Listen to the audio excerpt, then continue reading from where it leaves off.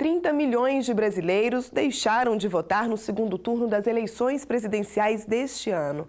Esse número mostra que muita gente não se importa em faltar a esse compromisso cívico. Não é o que pensa um ex-militar do Rio Grande do Sul. Impedido de ir às urnas pelo comando do Exército, ele pediu na Justiça uma reparação pelo que considerou um dano moral. Por muito tempo, Marcelo alimentou um sonho. Engajar como soldado do efetivo núcleo base, né, que é o termo utilizado no Exército. O objetivo foi alcançado em 2010, no 3º Grupamento de Artilharia Antiaérea que fica em Caxias do Sul, na Serra Gaúcha. A incorporação às Forças Armadas aconteceu em um ano de eleições gerais, quando milhares de pessoas foram às urnas. Assim como a maioria dos brasileiros, Marcelo votou no primeiro turno. Mas no segundo, teve um imprevisto.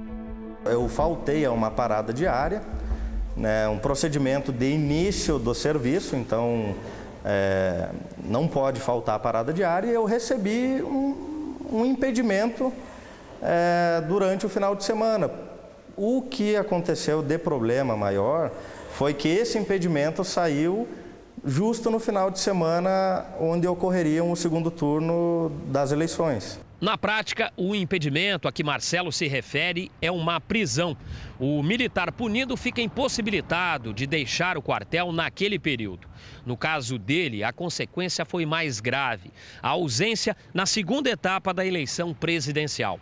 Por entender que havia sido vítima de crime eleitoral, o agora ex-militar recorreu à Justiça Federal e pediu o pagamento de indenização por danos morais. O pedido teve como base o artigo 236 do Código Eleitoral.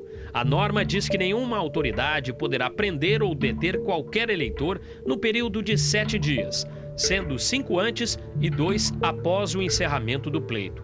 As únicas exceções são flagrante delito ou cumprimento de sentença criminal condenatória por crime inafiançável. Nenhum dos casos poderia justificar a prisão do ex-militar. Houve talvez um abuso da autoridade por parte daquele que exarou essa ordem, né, que aplicou essa punição disciplinar, principalmente pelo fato que impediu o Marcelo, não é mesmo, de exercer o seu direito ao voto, um direito tão importante nos dias de hoje, que é um dos maiores atos de cidadania do brasileiro, é o direito ao voto, e justamente nesse dia, nesse período, ele foi impedido. A Advocacia Geral da União informou em nota que a aplicação da punição disciplinar ao ex-militar não violou o Código Eleitoral, uma vez que a falta cometida por ele não é passível de fiança e nem de recurso, e que a condenação imposta foi correta. A Justiça Federal em Caxias do Sul não se convenceu e condenou a União a pagar R$5 mil a Marcelo. Mas tanto ele, que queria um valor maior, quanto o Exército, que tentava se livrar da obrigação, recorreram ao Tribunal Regional Federal da 4ª Região. No segundo julgamento, nenhum dos lados conseguiu o que queria. Os desembargadores confirmaram a sentença de primeiro grau. O que cabe examinar é o seguinte, é que não é crime inafiançável e ele não poderia ser tolhido no seu direito constitucional de votar. Quer dizer, o que se poderia fazer? Ou suspendia a prisão e deixava ele votar, ou aplicava a prisão depois do período eleitoral, e não como foi feito realmente. A Advocacia Geral da União informou que não vai recorrer da decisão, já que o tribunal não anulou as punições disciplinares que a administração militar impôs a Marcelo.